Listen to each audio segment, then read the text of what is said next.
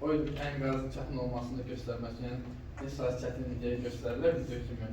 Belə zincir fırladırlar borunun ətrafında falan. O texnologiya hələ də istifadə olunur. Hə, okey. Gözəl sualdır. Baxın, siz neft sektorunda işləyəcəksiniz. Amma baxır həyatda hansı ölkədə, hansı lokasiyada düşəcəksiniz. Yəni profesional bir ortam istəyirsinizsə, çalışın international kompaniyalarda işləyin. Getdiyiniz ölkənin lokal kompaniyasında işləməyin. Təkcə Azərbaycandan danışmıram, amma istənilən ölkədə çalışın lokalda işləməyin. Internationalda işləyin. Nəyə görə? International hər şeyi profesional leveldə eləməyə məcburdur. Niyə? Dövlət qabağında hesabat verir deyə. Bir şey olsa dövlət onun boğazından yapışır. Amma lokal dövlət şirkəti kimin qabağında hesab verir? Heç kimin, özləri ilə də, yəni başa düşürsünüz. Ona görə təkcə Azərbaycan demir, istənilən ölkədə lokal şirkətlər bəzi texnologiyanı hələ də köhnə olduğu, hələ də ucuz olduğu, hələ də old modellə getdiklərini görə bilərsiniz. Mümkündür yəni. Bundan sonra həyatda çalışın ki, dənizdə daha çox işləyin. Çünki dənizdəki platformalar investisiya daha çox olur. Oradakı texnologiya müasir olur. Səhra hər zaman köçəri həyat yaşanan bir yerdir yəni. Burada qazdım, tez bazar getdim. Orada texnologiyalar daha ucuz olur yəni. Ona görə o zənciri siz səhrada, çölləmədə işləyəndə, Landrikdə işləyəndə daha çox görə bilərsiniz. Nəinki orada. Və bundan sonra, okey. Həmişə neft deyəndə quyunun başında hamı palçığın içində slipslər qoyurlar, açırlar, var gedir. Bunu göstərir sizə. Bunu görən şirkət padriyatçı şirkətlərdir. İndi izah edirəm. Üç növ şirkət var o ölkədə. Operator şirkətləri, padriyatçı şirkətlər və servis şirkətləri. Operator şirkətləri olmur. Söhbətin yiyəsi. Düzdür, bura bizdə kimdə oynarlar? Bir sokar, o birilərində kiçik şöbələri var yəni, düzdürmü? Servis şirkətləri hansılardır? Schlumberger, Baker Hughes, Weatherford, Halliburton, bu hansıdır? Neft sektoru. Məsələn, avtomatikaya getsək, başlayır Emerson'dan, ABB, bunlar hamısı servis şirkətləri. Yəni, onlara servis göstərirlər, düzdürmü? Bir də var ki, padriyatçı şirkətlər. Padriyatçı şirkətlər həmin o rigin, platformanın bütün sisteminə baxan şirkətdir, iş sisteminə. Yəni, o rigdəki bütün fiziki işləri padriyatçı şirkətlər aparır. Azərbaycanda hansıdır o şirkətlər? Asfalt şirkətin biri. Turan Trening. Və ya Sokar'ın özünün şöbəsi var, servis şöbəsi. Hə, və o detallara girə bilməyəcəm. Bax, bu şirkətlər padriyatçı şirkətlərdir. Yəni, bütün fiziki işləri aparan şirkətlərdir. Bir quyu qazılır. Quyu qazılanda orada 3 nümayəndə olur. Company man, hansı ki operator şirkətinin nümayəndəsidir, owner'dır. O sahədə. O adlanır company man və ya drilling supervisor deyirlər ona.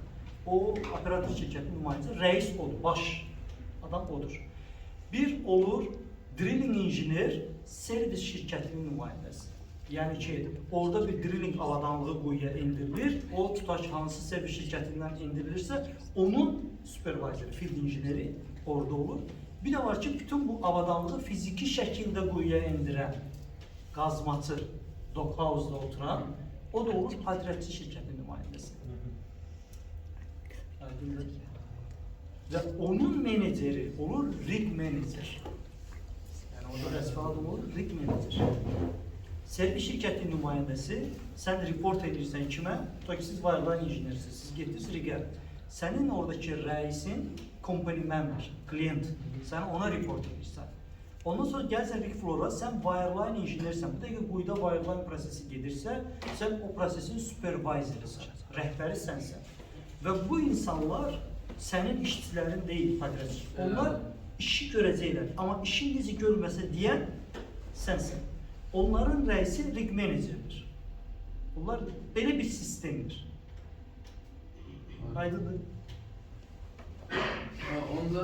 Ona görə o ölçüdə mən zəkalı gəncləri gedib padriyatçı şirkətlərdə işləməsini istəmərəm. Çünki fiziki iş çox. 12 saat sən quyunun başında fiziki iş görürsən. Servis şirkəti mən getdim ora, completion buraxmalıyam. məni həmin dəqiqə çağırmırlar ki, hələ drilling qutarana yaxın məni çağırırlar. Mən gəlirəm, kranla, gəmi ilə avadanlıqlar gəlir, onu supervisor edirəm, yerləşdirirəm platformada, hər şeyi fiziki ölçürəm, biçirəm, inventorizasiya, hər şeyə yaxın üsü. Sonra keçirəm içəri, otururam, laptop, kofe başlayıram, işi hazırlamaq, completion design proqramını hazırlamaq. Hazır olandan sonra iş başlayanda mən gəlirəm reportlara. O vaxta qədər mən içəridəyəm, yatıram. Bu servis şirkəti. Bu servis şirkətidir. Amma paydraçı şirkət səhər saat 6-dan axşam 6-ya 12 saat quyunun başındadır. O drillingdə də eləyir o işte fiziki işləri, wireline-da da, circuline-da da, nə gedirsə, onlar o fiziki işləri gedirlər yəni. Mən ona görə tutan drilling falan, drilling supervisor diye vakasiya açıyor. Onun da özünün bir supervisoru var, o drilling var, operatorunda var, servisinde var. Ama üç tane onda böyle söylüyor ki en sahip adamlar var. Paydraçı şirkətlərdə vəzifə belə necə gedir? Deck crew, sən ancaq kran işlərinə baxırsan, sling zad qoyursan, turbalara gətirirlər. Sonra deck foreman bu deck crew'nun başındakı adam olur. Rəhbər, supervisoru. Burada yüksəldikdən sonra keçsən rig floor'a. Rig floor'da olursa rastabout ya da roughneck deyirlər, ən fiziki işləri görən. Onların başındakı insan olur assistant driller. Bizdə bəzi gənclər o vakansiyaya başvurmurlar. Assistantlar da, mən niyə driller aslında. Halbuki çox yüksək vəzifədir. Sən oradakı bütün roughneck'in başındakı insansan. Assistant drillerdən sonra keçsən olsan driller, drillerdən sonra keçsən olsan tool pusher və ya assistant rig manager və ən axırıncı pozisiyada rig managerdir. Və sən rig managerə çatanda bir 40 plus yaşda olursan, yəni 40-dan aşağı rig manager olur. Yəni o bir mənfidən başlasın. Hə, sıfırdan başlayıb gəlsən olursan. Belə baxanda məsələn 7-də owner sayılır, yəni operator şirkətidir. Sayılmır, ownerdur. Yəni səhv bir şey gəldi. Amma yəni avtomatika üzrə 7-də onlarda da yəni 2 dənə smen olur. 12 saat belə işləyirsən, 12 saat belə işləyirsən. Amma harda işləyir o? Yəni operator. Harda oturur? İpi-də. Sandaçalda. Bilmirəm. Hə? Hə, Nigar xanım, təcrübəsində bölüşərdir. Belə deyim, orada da eyni. Başqa bir anı gözləmirdim siz BP-də də eyni rumlar var, operator rumlar. Onlar da ikisi ilə işləyirlər, dediyimiz kimi. Amma onlar sahəyə müdaxilə etmir, sahəni oturub izləyirlər. Əgər hər hansı bir sahədə hadisə baş verərsə, onda artıq servis göstərən şirkətlərə müraciət edirlər ki, ona görə bir dokument açılır. Niyə görə? Bu hadisə məsələn, leveldə hər hansı bir condition dəyişiriksə, başqa bir prosesi necə təsir edə bilər? Bunun müzakirəsi gedəndən sonra servis şirkəti öz servisini göstərir. Amma daimi olaraq ofisdə də oturanlar var. Onlar daha çox projekt tərəfini idarə edir. Sahədə olanlar isə servis komandasıdır. Onlarda da fərqli ICS engineer gedir, control engineer gedir, control system engineer gedir. Bu owner'a aiddir? BP-yə də aiddir. Həm servis? Hə, automation da aiddir. Yəni automation bölməsində. Bəli. Amma servisdə olan automation bölməsində ayrı iş görürük. BP-də olanlar ayrı iş görür. Onlar yəni müdaxilə etmirlər. Sadəcə izləmə, idarəçidirlər. Sadəcə izləyir. Hə, burada kolon bu səviyyəyə çatdı, artıq təzyiqi azaltmaq lazımdır. Hər yerdə o var yəni. Bu dediklərim oilfield ümumi şeyləridir, qanunlarıdır. Yəni hər yerdə keçərlidir. Yəni yenə də Nigar xanımın sözündə o şey gəldi ki, professional şirkətdə işləməyə çalışın yəni. Və professional ölkədə. Yəni sən Azərbaycanda işləyəcəksən, buradan gedə bilərsən, Rusiyada işləyə bilərsən, oradan düşbaşa Middle East'də işləyə bilərsən, oradan Gulf of Mexico'ya gedə bilərsən, oradan North Sea'ya gedə bilərsən. Buradakı bütün təhlükəsizlik mədəniyyəti tamamilə başqa cür olacaq yəni. Sən Middle East'də işləyirsənsə, bəli qanunlar var, amma çox yerdə nə görə desən, yallah, inşallah, əlhəmdülillah, maşallahla iş aparırlar yəni. Halbuki bunlar da professional şirkət, düzdür? Amma sən North Sea'ya gedəndə bir dənə permit açmaq üçün bir simen sən qurtalanırsan, o təhlükəsizliklə izah edirsən, bu olacaq, ondan sonra işə başlayırsan yəni.